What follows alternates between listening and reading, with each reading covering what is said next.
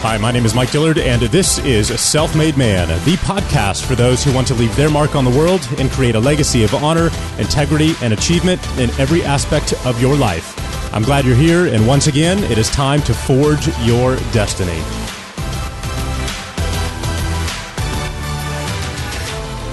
If you're not making the kind of money you want to make as an entrepreneur, the reason is simple. You're missing a skill set, and that skill set is the ability to sell. So this was my Achilles heel when I was getting my start in my early 20s, and for nearly 6 years, I failed to make a dime in profit in my business ventures because I was shy. I lacked confidence, and frankly, I had no idea how to sell anything. Well, eventually, I gave in to the fact that if I truly wanted to succeed, I would have to overcome my fears and master this ability.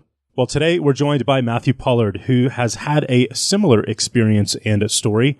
After being forced into a sales gig in his early 20s that he had to succeed in, or he'd fail to pay his bills and his rent, Matthew cracked the sales code himself, but in a very different way than I did. Since then, he's been teaching companies of all kinds and industries that range from insurance agencies to law firms, luxury automakers, and even professional soccer teams how to position their brands, their offers, and their products to maximize sales. If you personally struggle when it comes to selling your products or services, this episode will be a game changer for you. It is honestly one of, if not the, most detailed interviews that we've ever had when it comes to specific sales tactics, strategies, and resources that you can start to apply in your business today. If you're on social media and if you'd like to drastically improve your game in that area, make sure that you listen to the second half of this show for some absolutely game-changing resources. So get ready to take some notes, and please help me welcome Matthew Pollard. Welcome back. Today, we are going to be talking about a topic that is near and dear to my heart, as it probably is to yours as well if you are an entrepreneur, and that is growth, rapid growth specifically. How do you acquire more customers more efficiently and to grow your business? And to help us do that, we are joined by Matthew Pollard, who is a former Austinite who is now in North Carolina, who's grown 3 or 4 multi-million-dollar businesses. So, Matthew, thanks for joining us here today. Mate, I'm very happy to be here. Thank you for having me. Absolutely, brother. We were just saying that we're surprised we didn't have a chance to meet up in person when you lived in Austin, because this is a pretty small community. But glad you're here in the United States nonetheless. Well, mate, I absolutely love the United States, and I really am a big fan of Austin. I still pop back at least once a month. I think I'm speaking at UT next month, and I do a lot with Small Business Festival with the city of Austin. So I am sure we will get a chance to meet, and I'm looking forward to it. Yeah, absolutely. So for those who are not familiar with you or your story, how did you get your start as an entrepreneur?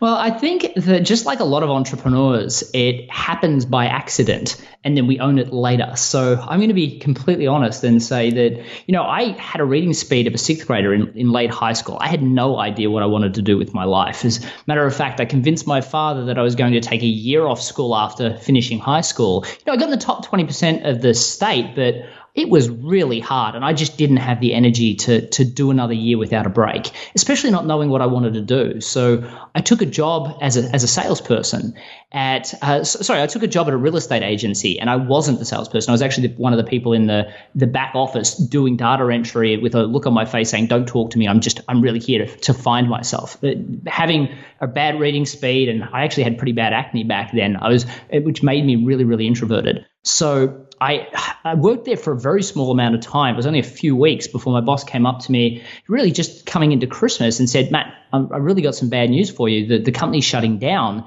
You're out of a job."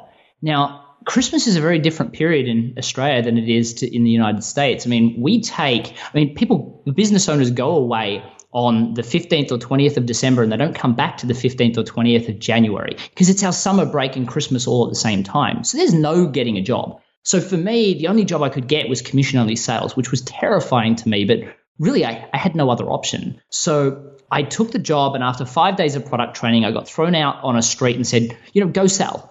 And I had to just work it out. And, it was 93 doors before my first sale. That's 93 doors of rejection, 93 doors of getting told to get a real job. And, getting sworn at, people can be lovely.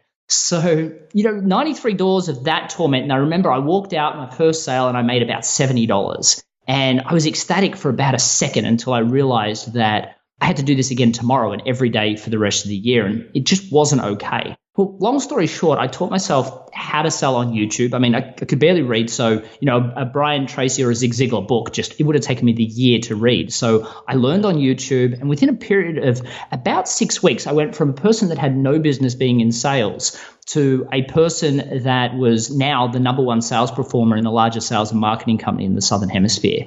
So that was a really short period of time to create such a great track record for sales. Well, I got promoted many, many times. I ended up the state manager of the largest of the largest state, the head office state.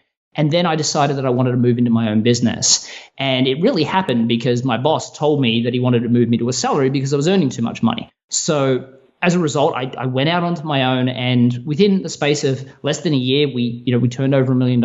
It was, within 3 years, we became the largest brokership for business-to-business cell phones in the country. Fast forward a few more years, I'd been responsible for 5 multi-million-dollar success stories. So that's a fast forward, a very quick version of my career trajectory.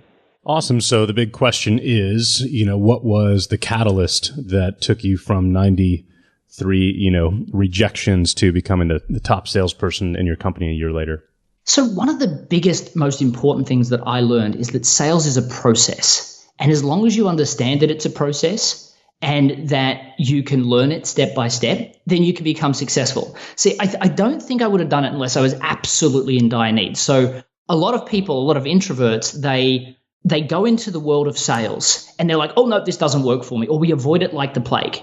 Well, I had no option. There was no other job that I could get. My father had worked 80 hours a week for as long as I can remember to support us. And I wasn't about to go back to him and say, sorry, this is too hard.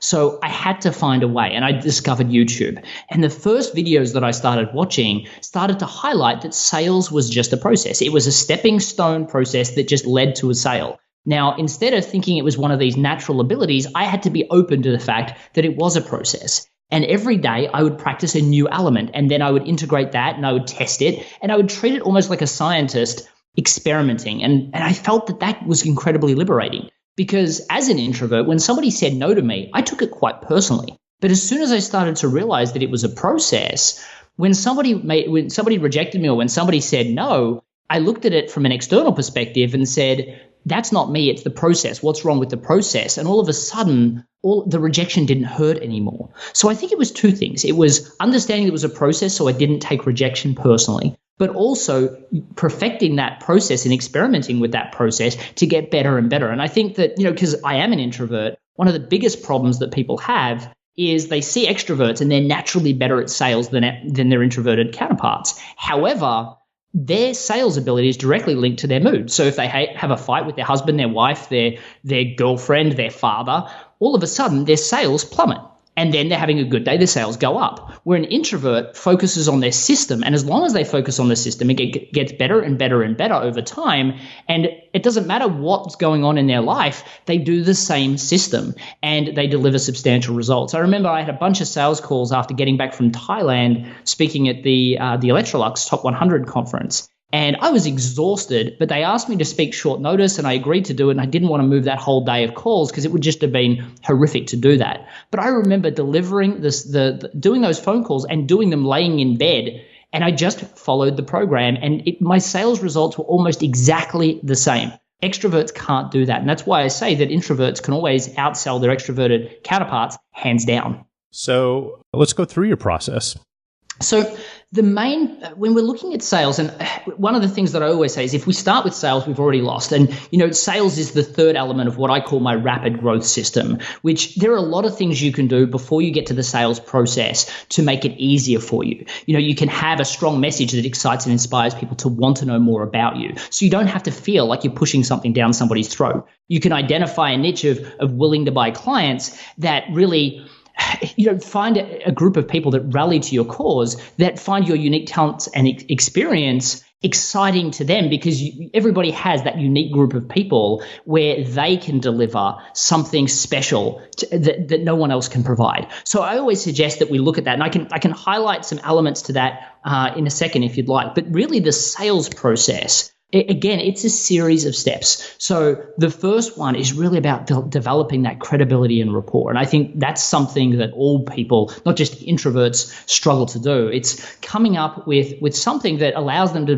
develop that relationship. And a lot of times, I remember that I would talk about something as simple as explaining, and I'd apologize for the fact that that maybe if I got there a couple of minutes later, if I arrived on time, I'd make some comment of how bad's the traffic getting these days? Now, in Austin, we know the traffic's getting bad. In Melbourne, the traffic's getting bad. In Australia, populations are increasing everywhere. So traffic is bad. So something as simple as, how long does it take you to get to work? It took me 45 minutes to get here.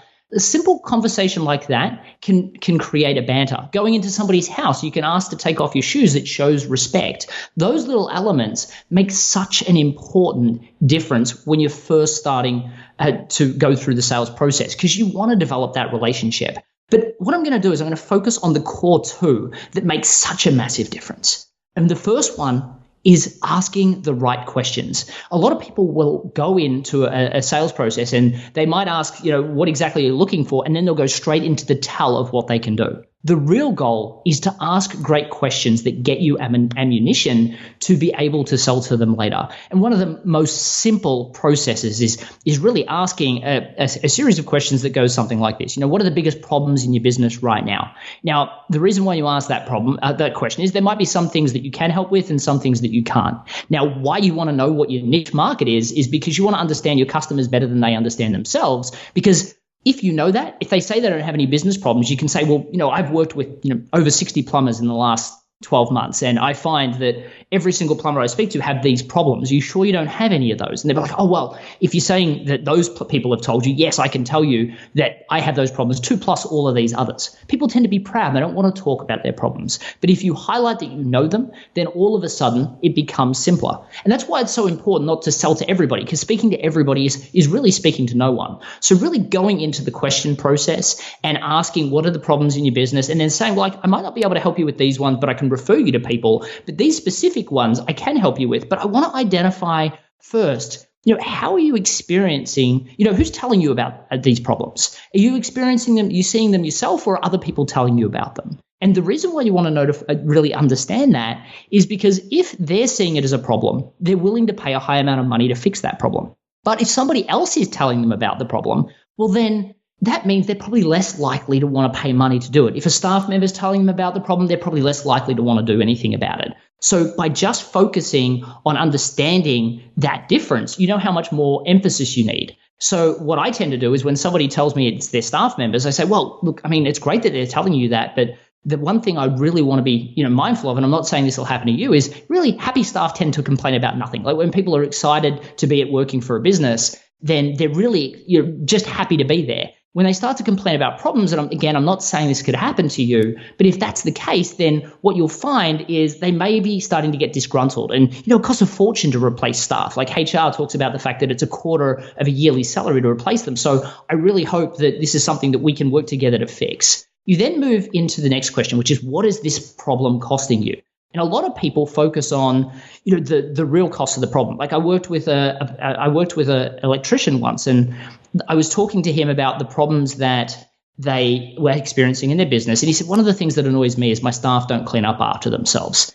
And when we talked about what this was costing him, he was like, oh, not much. Occasionally I've got to pay for them to go back and clean up, or sometimes I do it. That's what you call the real cost. But when you get into the opportunity cost of the problem, I asked him the question, well, what are how many referrals do you get versus your staff? And the number was like 4 times more for the number of clients that he was going to see. And we realized that the reason why they weren't getting referrals is because the staff was showing up late, they weren't cleaning up after themselves. And what we realized is that those referral costs were in the tens of thousands of dollars.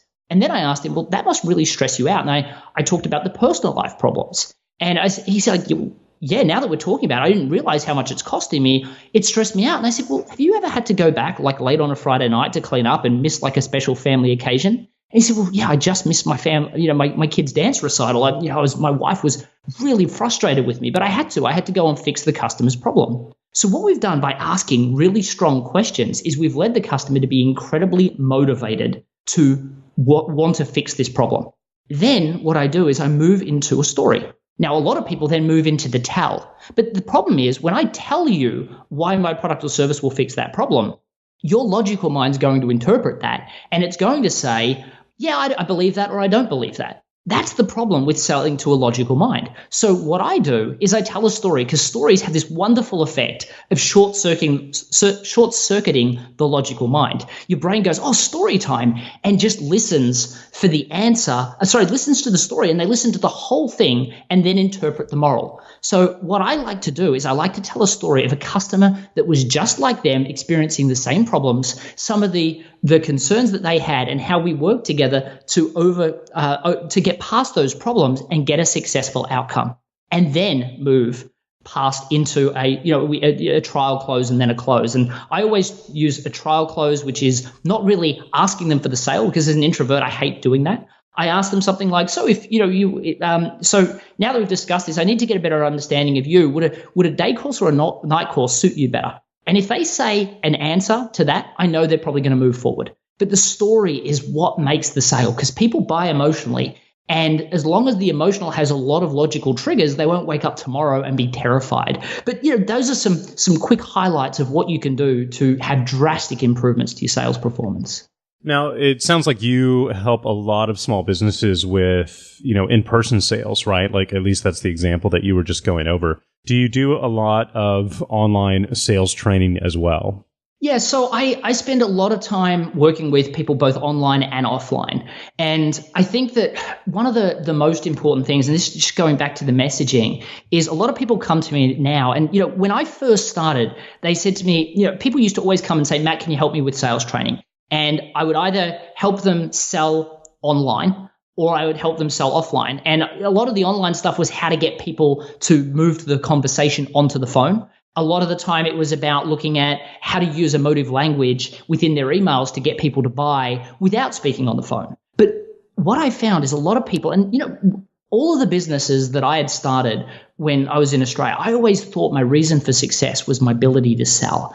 And what's interesting is after working with the hundreds of people that I've now worked with, I actually realized that there was something that I was doing naturally that also made a substantial difference. I'll explain what I mean. So I had a client, Wendy, who came to me. She was a language coach out of California, and she really wanted help with sales training. She's like, Matt, I'm really struggling. Like I teach Mandarin, and I used to charge $50 to $80 an hour for private tuition. And now I get all these people that are coming to me, and I'm losing current clients, I'm losing past clients, because they're coming to me and they're saying that other people are moving into California and they're charging like $40, $50 an hour for their first clients, because they want to get their first referrals, their first testimonials.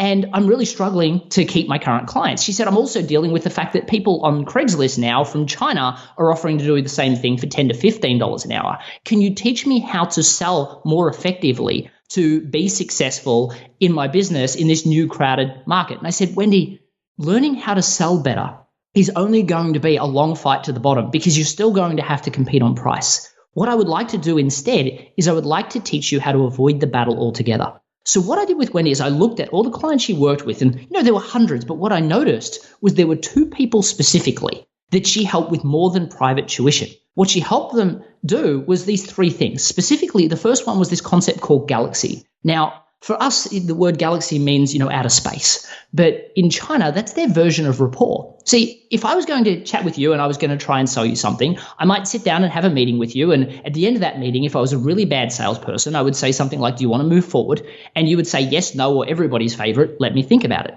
If I called you back a week later and said, so now have you made your decision? You would still say, if you said to me, I still want to think about it, I know my chances of getting that sale are going down and down.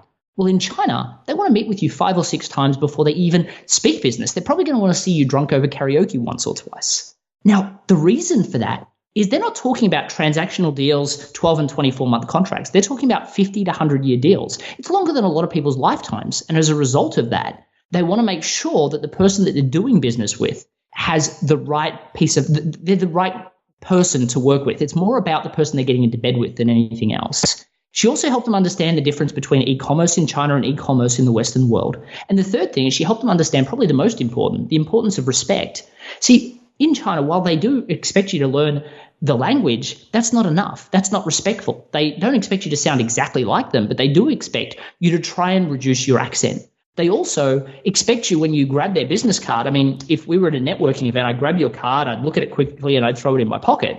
Well, and then we get back to our house later, and we're like, who was that person? In China, you're supposed to hold the card, cherish it, look at every detail, flip it over, look at the back, look at every detail before putting it in the card case, bowing, and then continuing the conversation. Anything less than that, you're not doing business in China. And I said, Wendy, you're doing so much more for these two people than just private language tuition. What are you doing? And she said, well, Matt, I'm just trying to help them. They're just a few little things. And I said, Wendy, you're stuck in your functional skill. Is it fair to assume that as a result of the advice that you're giving these people, they're going to be more successful in China? And she's like, well, yeah, I mean, that's what I'm going for. I said, great. So why wouldn't we call your business the China Success Coach? Why wouldn't we create a China Success Intensive? Forget about teaching Mandarin, because that's something that people are charging $30 or $40 an hour for, and focus on teaching people the principles that will allow them to be successful in China. She said, well, where would I get my customers? I said, think about it. She said, well, okay, so the executives. I said, no. She said, oh, yeah, you're right, the corporations. And I said, no, I mean, both of those groups have definite reasons for wanting to move forward. I mean, I moved from Australia to America. I mean, here people spoke the same language and I was still terrified. Imagine going to a foreign language. On top of that, the corporation has lots of money riding on this. So, of course, they're motivated. But I said, those are still not your customer. She said, well, who then? And I said, well, when I moved to the United States, I had to go to an immigration attorney to get my visa, then my green card. I said, your ideal customer is the immigration attorney. So she started approaching these immigration attorneys and she started saying, well, how would you like to make $3,000 for any successful introduction to a person being relocated across to China, an executive? They said, well, that sounds great. I mean, we charge $2,000 to $5,000 for, we've got to find the customer, do all the paperwork, deal with all the bureaucracy. We make less than $3,000 for all of that work. What would I have to say? And she said, simple. All you've got to say is, congratulations, you've now got your visa. Now, I just want to double check. Are you as ready as you possibly can be to be relocated across to China? And they would say, well, yeah, I think we're good. We've learned the language. The kids are getting pretty good at it too. We've got our visa now. Thanks very much. We've got our place sorted. I think we're set. And they'd simply respond, there's a lot more to it than that. I think you need to speak to the China Success Coach. Wendy would then get on the phone to the easiest sale in the world. These people were terrified. Of course, they were going to push their boss to pay the bill. And Wendy charged $30,000 for this program. After paying a $3,000 commission, she made $27,000 with no hard sell whatsoever. So, of course, I could have helped her, and I did help her with sales and understanding the process of selling. But that's really step 3. The first step is really understanding the group of people and the message that you need to share to excite and inspire people to want to know more. For Wendy, she looked at the 3 things she did outside the scope of her functional skill: Galaxy, e-commerce, and respect. And the higher level benefit is China Success. For me, I looked at the fact that I'm a marketing specialist, I'm a sales trainer, I'm a social media strategist, I'm a master in neuro-linguistic programming, I'm a business coach. I'm too many things and nobody cares. But when I say I'm the rapid growth guy, I help organizations large and small obtain rapid growth, the simplicity of that message gets me heard in the crowded market. Yeah, absolutely. You and I have a very, very similar background, and I'm curious to ask you if you know your Myers-Briggs. I actually don't have it off by heart, but I know if I did the 16 personalities just recently, yeah, and I'm listed as the scientist. Okay, I was going to say there's a very good chance you and I are the same, and I'm an INTP, which is the philosopher. I'm an introvert as well. Used to be absolutely petrified of selling. Went through a very similar experience of being thrown into a job that required door-to-door, business-to-business sales, which was absolutely terrifying. And, realized that, once again, selling is a process that I could do it online through the written word rather than in person. And that's when, really everything changed for me, established my niche, my specific audience of people that I was going to serve. And then boom, 18 months later, I go from waiting tables to making $1 million. So that's a great story. I love that story about Wendy too, because it shows you too how you can take what most people, would assume or take for granted as a low-paying job or skill that maybe there's a lot of people out there, and simply repositioning the context and the value proposition, and then boom, you're up 1,000% essentially in the fee that you can charge. So that's awesome, brother. I think that I'll have to get you on my show. So I'm launching a new podcast called The Introvert's Edge because I was shocked at how many people that I thought were naturally extroverted that were actually introverted people. People like, I know we've got mutual friends, Ryan Dice, he's an introvert. Jamie Masters, introvert. The founder of BNI, I mean, the biggest networking company in the world, he's an introvert. The founder of Ugg Boots. So I wanted to create a dialogue around all these people that people naturally assume are extroverted people, because we have this stigma, right? We see people that are successful and we go, that person must be a natural extrovert. But a lot of the time, these are introverts that have learned strategies to be successful, and then they use their natural competencies as an introvert as well that gives them this whole extra strength. You know, one of the things that you just mentioned is that you do some teaching around social media as well. And that is actually a really big challenge for introverts, at least in my experience, because the last thing that I want to do is turn the camera towards myself 10 times a day and record Instagram stories or, you know, post about my life or whatever it may be. So I'm very curious to hear your thoughts when it comes to social media marketing in general. Yeah, definitely. So one of the big things I'm known for is saying that my goal around social media is automate and move on so that you can have a strategy behind social media. What I mean by that is your engagements need to be live, i.e. that when you comment and you speak to people, you need to be live for those discussions. But you need to be creating a strategy around your social media. So what I find is a lot of people, extroverts, will just get on and they'll talk about their dog and they'll talk about the weather because they just want to get on and talk. In introvert, one of the best competencies we have is our ability to be thoughtful and plan. So what I did, and I can give you a great example of this. When I first came to America, I made the decision that I was going to move my brand online. Now, I'd been responsible for 5 multi-million-dollar success stories before that, but they were all bricks and mortar companies, retail, telemarketing, direct salespeople. When I moved to America, I decided I'm going to go online. I didn't even know how to change the word the to the word they on a website. But I decided if it was going to be my business, I needed to become a student of all of this.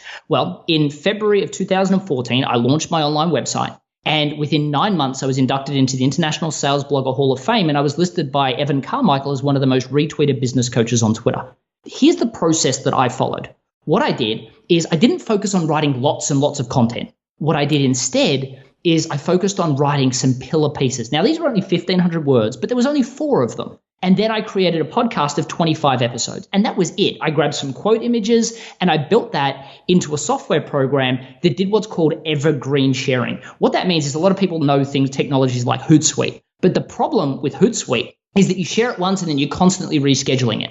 I like to make sure that there's lots of content on my social media, but the social feeds move so quickly these days that I wanted to make sure there was enough that it would take 3 months to cycle through. But at that point, I would then start to reuse content. And I put that online. And as I said, it was about 7 months, Evan Carmichael listed me as one of the most retweeted business coaches on Twitter. The trick was that instead of focusing on creating more and more content, what I did was I focused on engaging with the people that were commenting and liking the things that I'd put out there. So I spent some thoughtful time. It took me 2 days to put together the system after I created the content, and that just pumped out. Now, here's the interesting thing. I didn't change that process up until the later part of last year. And it generated me an easy 6-figure income just off social media of people seeing that content. And, it wasn't bad content. It was great content. So when people went on social media, they saw that. And the goal that I had is everything needed to have text, it needed to have hashtags, and it needed to have a link that directed people back to my site. That was my focus. Now, social media has changed recently where we've all seen videos go online. So what I did is I then started to carve out, I've got an online program I call the Rapid Growth Academy, and it focuses on everything from, the solid foundations of goal setting to creating a unified message right through to your offline business, learning how to sell right through to online. And I cut these into little 45-second clips. I cut all the interviews that I did.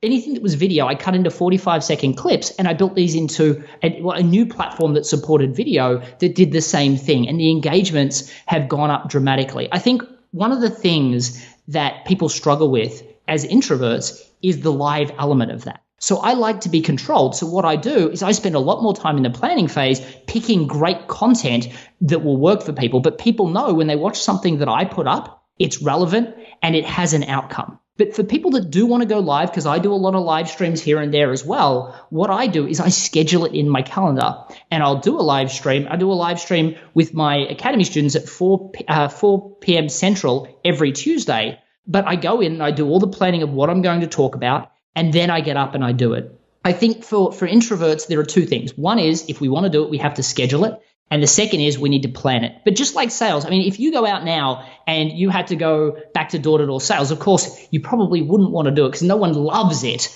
But you still have that muscle that makes it possible for you to do it. And I think getting online and doing live content, it's the exact same thing. That doesn't mean you have to choose to do that. And there are other ways to do it. And that's what I choose to do. And then do the occasional live content. But I'm very active in communicating with people that ask questions about the content. And that's how I keep my audience engaged. I share great content, and then I communicate with them when they ask questions or when they get engaged with that content.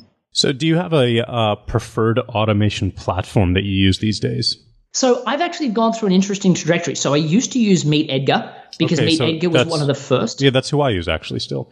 So I liked MeetEdgar for the longest time, and I liked the fact that it was simple to use. And then I noticed that there was a new technology out there called SocialBee, and SocialBee allowed you to do videos, and MeetEdgar doesn't do that. So that's why I had to make the change. But then I found CoSchedule. And CoSchedule is a really interesting technology. So it allows you to, it's a lot more structured. The system's a lot better. All of these allow you to recycle content. And again, don't recycle bad content. But if you've got a great blog post that you spent 2 days on, don't share it once, because the people that deserve to see it are going to miss it. If you've got a great video, again, 45 seconds. I've got a client that I worked with who had I call YouTube the place where video goes to die, all these 20-minute videos that nobody watched. He cut them into 45-second increments and posted them online on Facebook Live.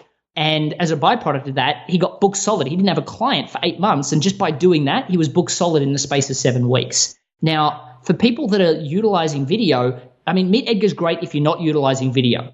If you are utilizing video, SocialBee is great. I found CoSchedule better because you've got a lot more rules around what gets reshared, how frequently. So you've got a lot more control over that so that you make very sure you don't upset your audience. But the key benefit of those technologies is that it actually posts the live video on the social platform. Currently, you can do that with Instagram, you can do it with Twitter, and you can do it with Facebook. And as you know, Facebook and Twitter and Instagram all prefer live video to be posted as opposed to YouTube links. So that's really interesting. You're saying that you can take video clips and post them through the live functionality as if they're live through this platform. Not through the live functionality. There's actually a technology for that as well, which the name escapes me. But what I'll do is, because I'm sure people come to your show notes for these as well, is I'll actually post, I'll send you the Skype link of a technology that does allow you to do that you can also use, that allows you to use the live functionality, but you have to do that manually.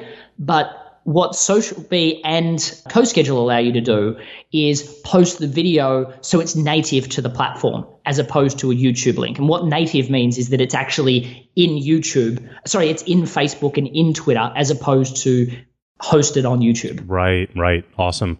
Yeah, that's really useful because, I mean, if you just think about it from a podcaster's perspective, we've got 120 plus episodes now, many of which are just unbelievable with, Tony Robbins or Damon John or, all of these other people.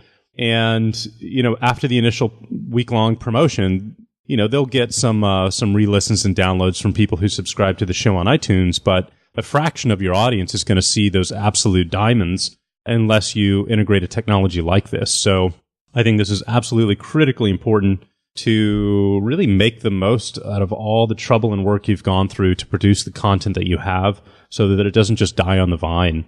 Well, I think you owe it to your audience as well. I mean, I just created, I think, 20 episodes back to back when I was in Austin last with different introverts, either through a Zoom link or live in the studio.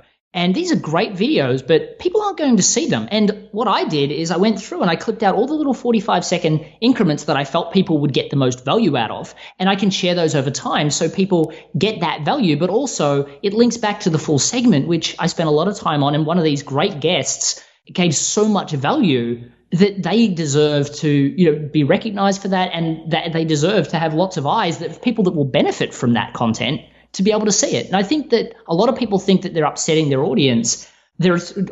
Is that if you share multiple times, generally it gets in front of new audiences and people are thankful. But secondly, that they're actually doing them they're giving them more value, because a lot of times people will see a video in the stream once and they'll be like, oh, I'll check that out. I need to check that out. They'll save it and they'll just not think about it again. So when they see it again, they'll be like, oh, I will check that out. And it makes such a difference when they see things the second time. Now, why 45 seconds instead of, let's say, 50 or 60 seconds? Well, so I say 45 seconds as a soft rule. So the answer is that if don't make it any longer than you need to. And what I find is a lot of people, they say, all right, I'm going to create, a 2-minute video or a 3-minute video, and they could have done it in 45 seconds. It's like why Twitter allows you to use a short number of characters. So what I do is I say I want a 45-second because hopefully I can finish the point within that period of time. So there are 2 reasons. One, when you record video, you get better at being more concise. But secondly, when you're making a logical choice to make it longer than that if you do that. So now, of course, Instagram only lets you share a minute of content at the most. So having a 45-second rule means that you're probably going to be within a minute most of the time. And then you're making a logical choice to go extended past that if you absolutely need to. Yeah, absolutely. Just wanted to make sure that was clear for folks. Well, also, people don't have attention spans like we used to. I mean, we've all looked at Twitter and Facebook. The feed's moving so much. There's so much on there. And as much as we'll sit and watch a 45-minute show on TV, when we see a 45-minute clip or a 5-minute clip on social media, a lot of times we're filling the gaps while we're waiting for the bus or why we're waiting for that next meeting or why, quick check it, we'll check it for a second. If we see 2 minutes, 3 minutes, 4 minutes, 5 minutes, we don't check those because we want instant gratification. We want to consume a bunch of little things quickly. 45 seconds is about the limit of a lot of people's attention spans these days. Yeah, it's crazy. We actually just had a Connor Blakely on a week or 2 ago, the show, to talk about that specifically. How do you sell the Generation Z when they're scrolling through, online content as fast as their thumb can move, essentially, which is a really interesting episode. So, well, you'll find that one of the things that I do is, so I put the video in, I put the transcript below it, but I also use a very strong top third banner that engages people and wants to do to actually get excited, because people scroll through and they just check the timestamps, and if it's not instantly engageable, they'll fly through it. So just do it. You put all this work into the video. The banner makes such a massive difference, and it's very quick to do. And I mean, you can see it all over my Facebook and LinkedIn how I do that. But I want to make it clear, because there's probably a lot of people going, oh my God, I've got to make video, I've got to do this, I've got to do that.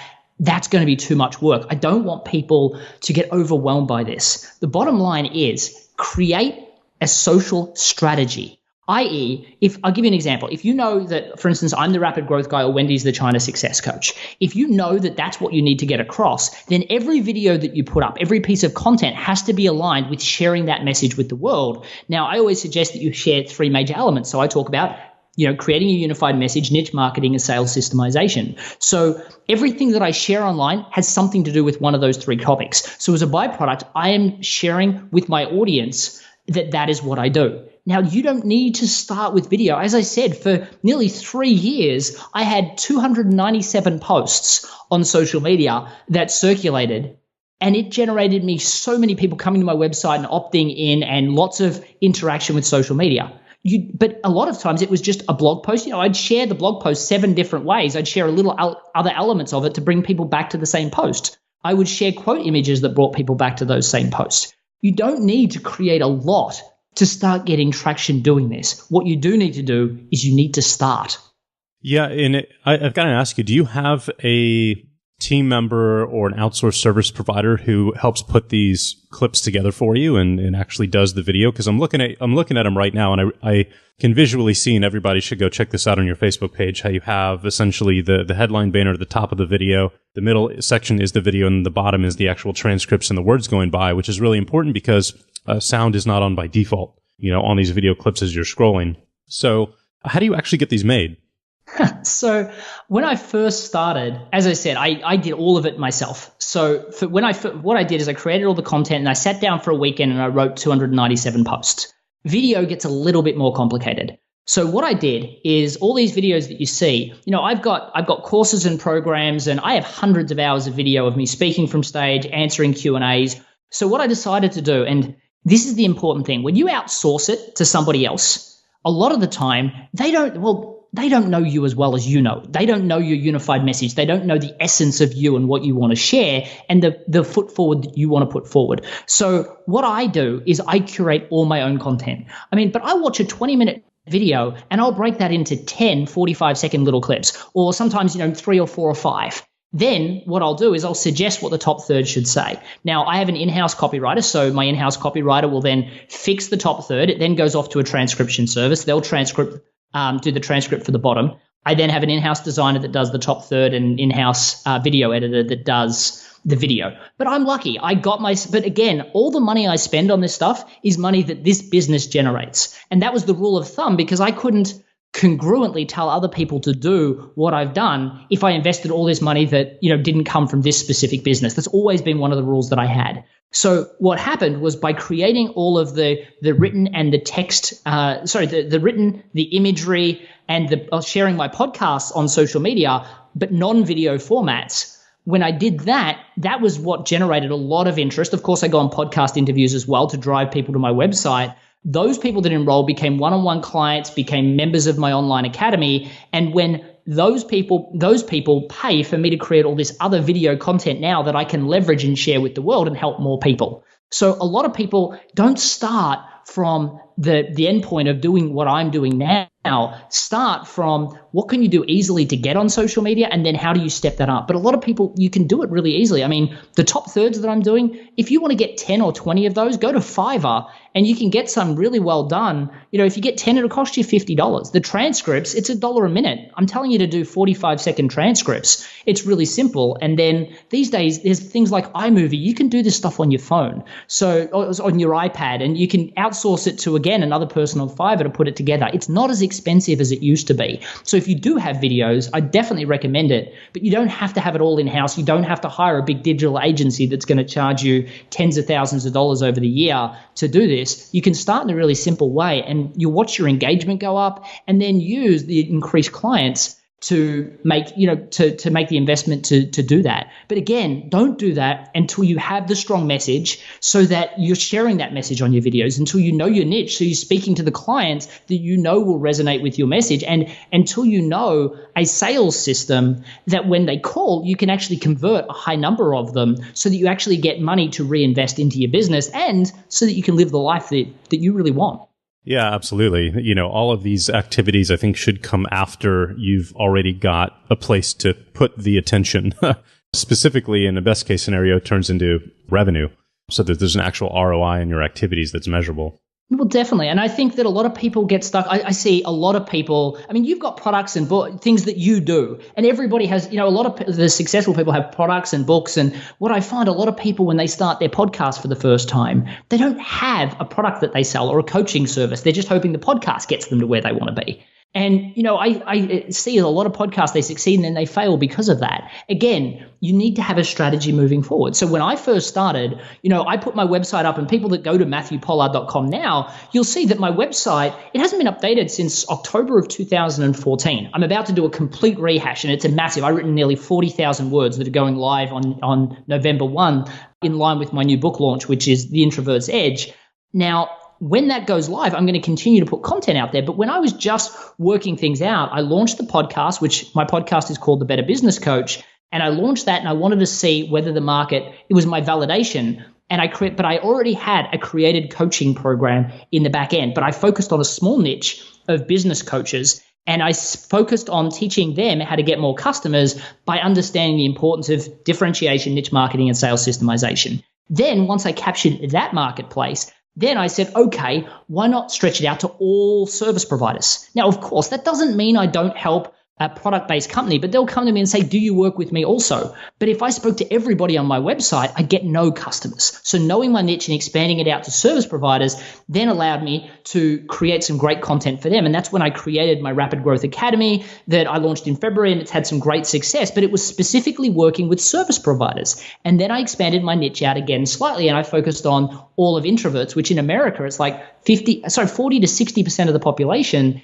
And then in the rest of the world, America is the most extroverted population in the world. So you can only imagine where it's like in places like Japan and China. So again, expanding and expanding your brand. But the success came from focusing on one small group where I was the only one really speaking to them in a language that they understood. And then baby stepping out to a bigger and bigger and bigger group of people. The people that are trying to just speak to everyone through a mass information podcast, or saying I'm a marketer, or I'm a business coach, or I'm a life coach, or whatever, you're going to find business much harder than you need to. And for people that have kind of heard me talk about the message and discovering your niche, there's a template that I have. It's a free template it takes you through the process of crafting your unified message and your niche of willing to buy clients. And I just did this at the National Freelance Conference. And I said, put your hand up at the end. It was a 45-minute session. Put your hand up if you've got a unified message and understanding of your niche. It's going to allow you to get a lot more customers. It was like 97% of the room that put their hands up. The sad part was that I said, keep your hands up if this was more time than you'd spent on marketing since you started your business. And it was like 85% of the room kept their hands up. The information that I've just given, it's all great, but you've got to book out the time to actually do it. So if you go to matthewpollard.com/growth, you can download that template and you can actually go through that process. And I've had people that have done that and within the space of 2 months, double their business. And I would suggest that before you go into implementing things in social media, before you even try and improve your sales process, that is the place you should start.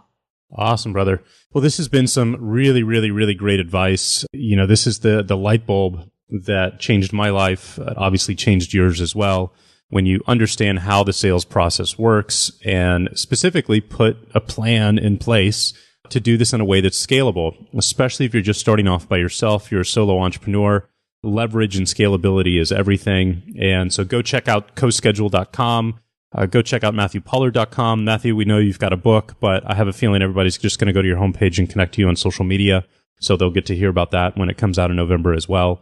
But this has been awesome, brother. Very great stuff. Well, I'm glad I could help, mate. Thank you very much for having me on. Yeah, absolutely, brother. It was a pleasure, and looking forward to connecting with you next time you're in Austin. And thanks so much for sharing your time and expertise today. You're very welcome, mate. I was very happy to be here. Awesome. Well, ladies and gentlemen, thank you as always for listening. Thank you for sharing the show. And if you haven't taken a moment to do so and you've gotten a lot of value out of the podcast, take 30 seconds, head over to iTunes and leave us a review over there, which really helps us up when it comes to the rankings and getting the show exposed to others. I really do appreciate that very much, and we'll see you next week. Take care.